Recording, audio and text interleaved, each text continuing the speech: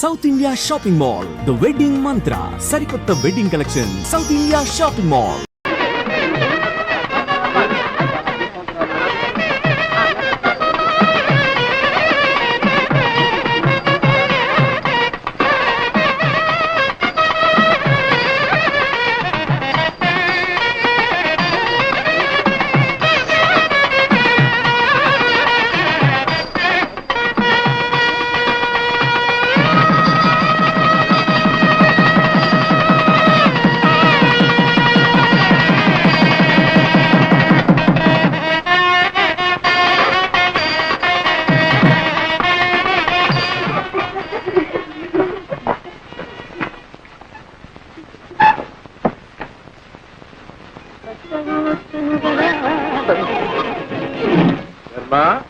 లోపలికి వెళ్ళి అగ్గిపెట్టి పట్టారా?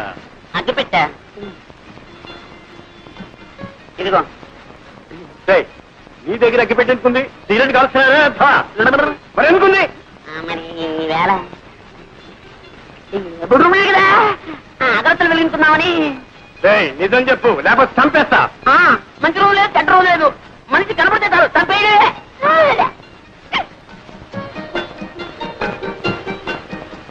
పెద్దవాళ్ళు కష్టపడి చదివించడం ఇలాంటి వ్యర్థ పనులు కాదురా. ఇప్పటి నుంచి సిగరెట్లు, బీడీలు.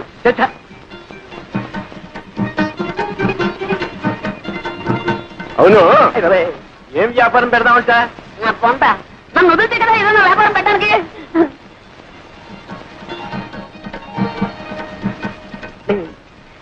తాతయ్య, నాకు నిద్ర వస్తున్నట్టుందేమో. కార్యం నాడు నిద్రపోయేవాడికి కాపరి ఎలా చేస్తావురా?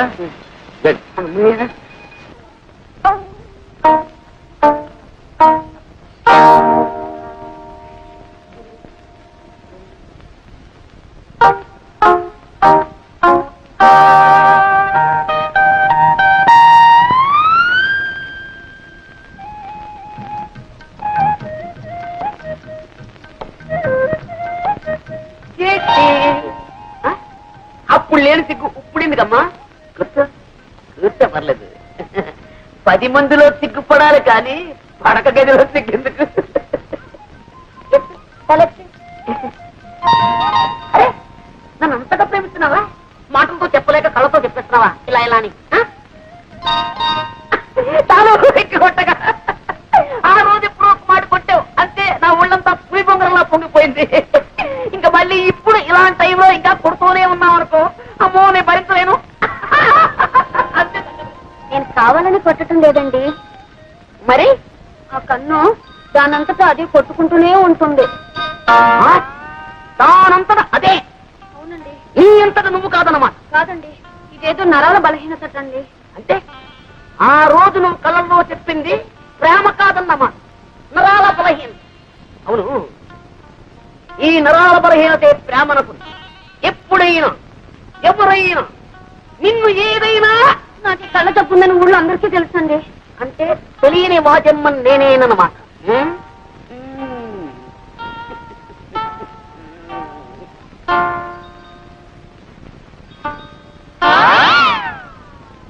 పెట్టుకో. కళ్ళ చూడ పెట్టుకో.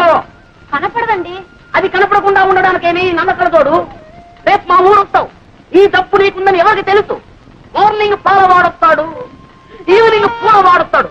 వాళ్ళని నువ్వు చూసి టక్కు టిక్కు టైప్ మిషన్ కన్ను కొట్టడం మొదలెట్టావనుకో, వాళ్ళు ఇది చూసి అదనుకుంటే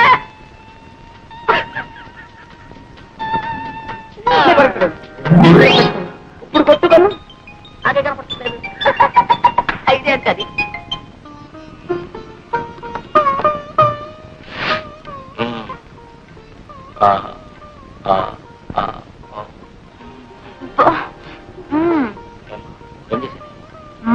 చెప్పాలేమిటి?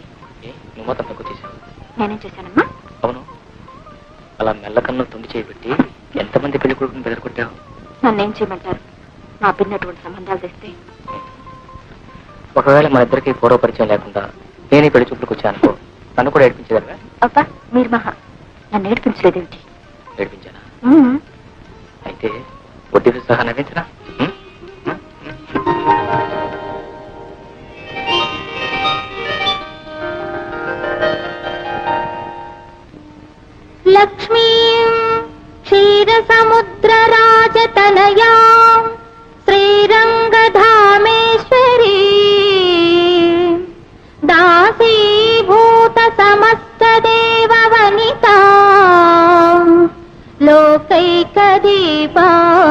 గౌరాం శ్రీమన్మందకటాక్షలబ్ధ విభవత్ బ్రహ్మేంద్ర గంగాధరాం త్వాం త్రైలోక్య కుటుంబినీం సరసిజాం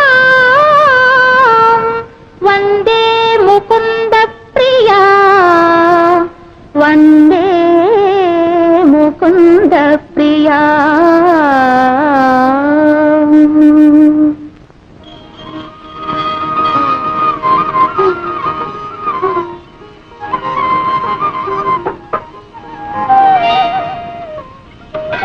అయ్యో మీకెందుకు అత్తయ్య శ్రమ?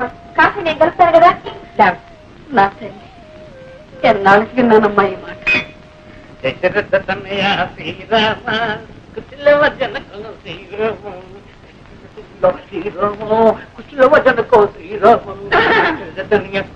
అదేమిటే కింగురంగా మహారాణిలే కూర్చున్నావు? అది నెలకు వదుకోలేదేమిటి? ఏమో కాఫీ కాచుకుంటారో కషాయం పెట్టుకుంటారో మీరు మీ కొడుకులు. ఏమిటే స్ట్రైకా? వాళ్ళ మీద పాపం ఊరి మీద చూపించుకోవడం అంత న్యాయం కాదు. అత్తయ్య కాఫీ బాబు నేను.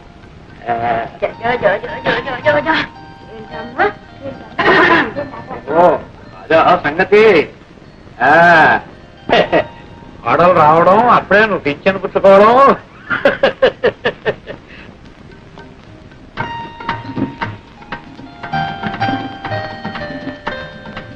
అక్కయ్య అక్కయ్య ఇంకా పడుతున్నావే?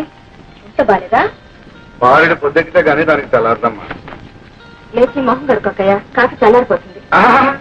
ఆచి ముఖంతో తాగితేనే దానికి ఆరోగ్యం అంట. అక్కడ పెట్టి అక్కయ్య బాబు పట్టే రావు పాలా డబ్బా పాలా? లేదని అమ్మ ఆ సంగతి దానికేం తెలుసు? పాలు పట్టినా జోల పడినా అన్నిటికీ అమ్మాయి. వెళ్ళి అమ్మని అడగం. నాటి కోడలు చిన్నపిల్ల చీకటితో లేచి ఇంటి పని చేస్తుంటే ఇప్పటిదాకా అత్తగారిలాగా పడుకుని పాచిమొహంతో కాఫీ తాగడానికి సిగ్గులేదు. అందరినీ కాకా పట్టి బుట్లో వేసుకోవాలనుకునే వాళ్ళు చీకటితోనే కాదు, నిద్రాహారాలు మానేసి రాత్రం పగలు కూడా పనిచేస్తారు. నాకే అంత కర్మ పట్టలేదు. కర్మ ఇది కాదే, నాది. పూజ కొద్ది పురుషుడు పుణ్యం కొద్ది బిడ్డలన్నారు కానీ కర్మ కొద్ది పెళ్ళామే, కర్మ కొద్ది పెళ్ళాం.